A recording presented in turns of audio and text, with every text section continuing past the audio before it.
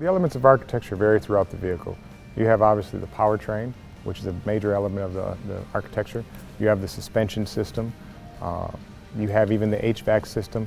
One of the more intricate elements that we have right now is the electrical architecture. And so as we look to take on some of these new advanced systems like night vision, the large displays, the cluster, the heads-up display, some of the autonomy features, the advanced safety and technology, that old system wouldn't be able to do that.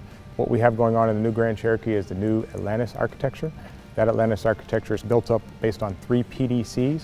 The current Grand Cherokee only has 1. Those are power distribution units that are placed strategically throughout the vehicle, one in the engine box, one in the mid compartment, and one in the rear of the vehicle. And what that does is basically act as a meshed network that allows the system to operate extremely fast and have seamless communication, so we can take advantage of some of these systems such as the Uconnect 5.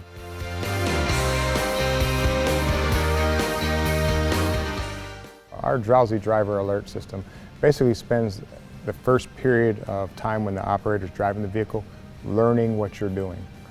It's basically learning what your driving patterns are.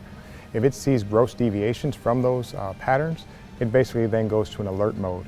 And that alert mode then displays a coffee cup and says, hey, you have the potential of being distracted, and then it assists you in correcting.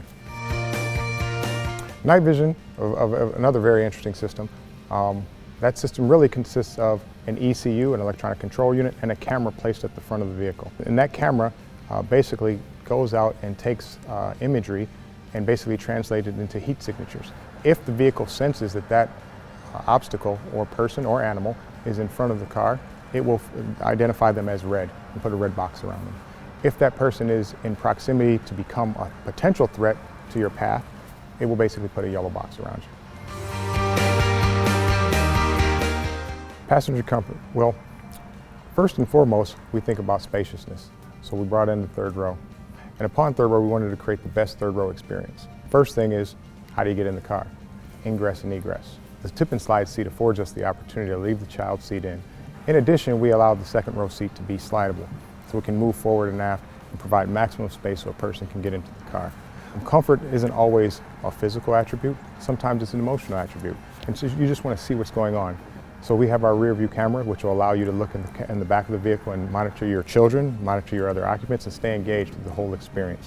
When you look at the second row also, when you contrast that to a WK, there is actually an extra 2 inches of foot room, in addition to that seat being adjustable. So a lot of attention was paid from the second row back to make sure it's the most awesome experience a person would have.